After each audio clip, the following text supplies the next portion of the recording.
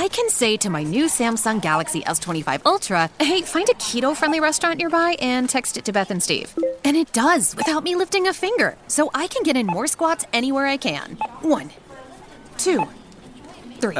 Will that be cash or credit? Credit. 4.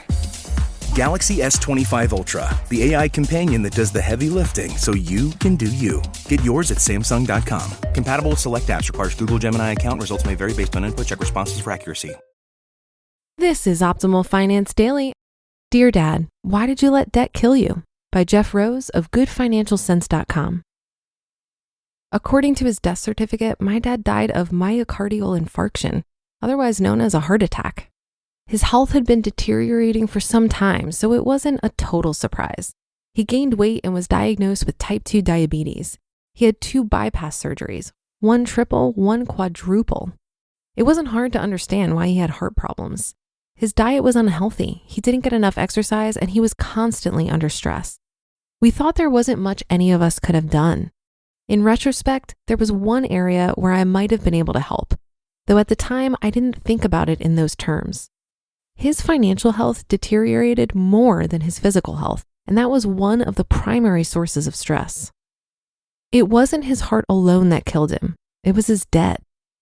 My dad racked up credit card debt faster than a NASCAR driver at Daytona, and he never could get his spending habits in check.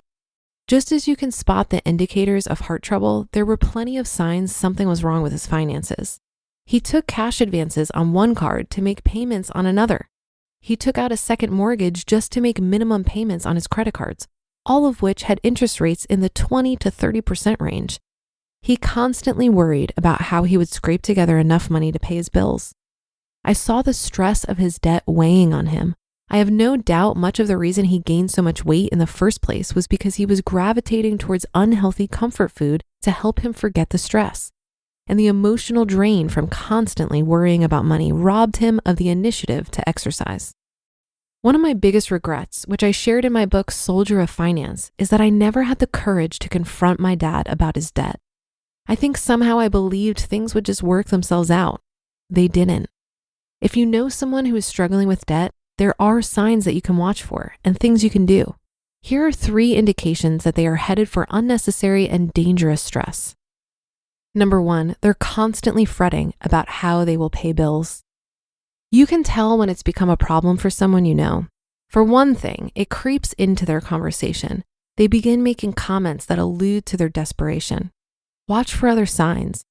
I can remember walking into my dad's house and seeing a list of credit card debts next to his computer. It was clearly on his mind. Worry is difficult to hide.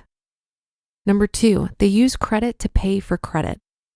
If someone is using one credit card to pay the minimum payment on another, or taking out a cash advance on a card to make a payment, there are multiple problems. First, making minimum payments doesn't usually reduce the balance on a card in any significant way. The lion's share goes to paying interest. But using another card to make the payment, you're only adding to your total debt, making future minimum payments even higher. It's a no-win cycle. Number 3, they frequently borrow money, sometimes from you. When they ask, it always sounds like an opportunity for you to help.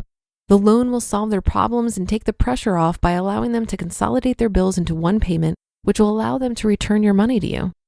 The problem is that it never works out that way. I once loaned my dad $8,000 to help him pay off some debt.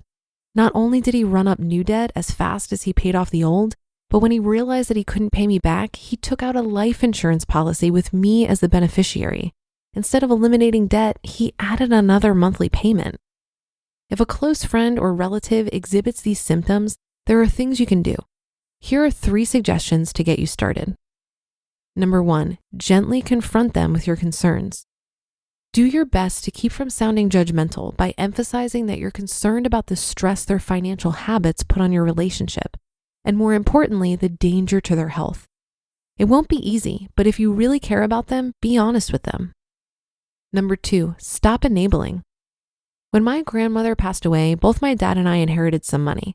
True to form, Dad wanted to borrow my share to pay off his debts and planned to pay me back in monthly installments. My girlfriend, who later became my wife, confronted me the way I should have confronted my dad. It won't help him, and it won't help you, she said bluntly. She was right, and I knew it. It was the first time I ever told my dad no, and it was the hardest thing I ever had to do, but it had to be done for his sake and for mine. Learn to say no. Don't even agree to co-sign a loan. You'll only add to the problem. And 3, offer real help, not loans. This might be as involved as sitting down with them and helping organize bills, develop a plan for debt reduction, and help them stick to it. But at the very least, you can introduce them to a financial advisor to help them get things under control. Above all, offer your encouragement and support. Changing lifelong habits is never easy, but it can be done. I wish I had spoken to my dad early on. I never did, but I believe I have learned from both of our mistakes. I hope you will too.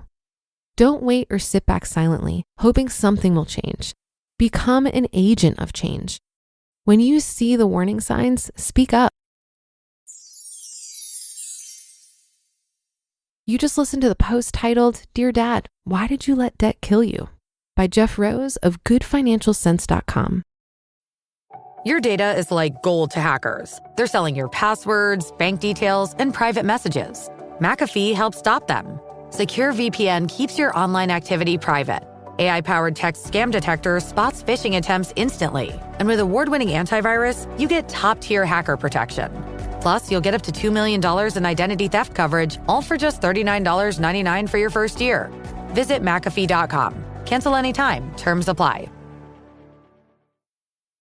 Imagine what's possible when learning doesn't get in the way of life. At Capella University, our game-changing FlexPath learning format lets you set your own deadlines so you can learn at a time and pace that works for you. It's an education you can tailor to your schedule.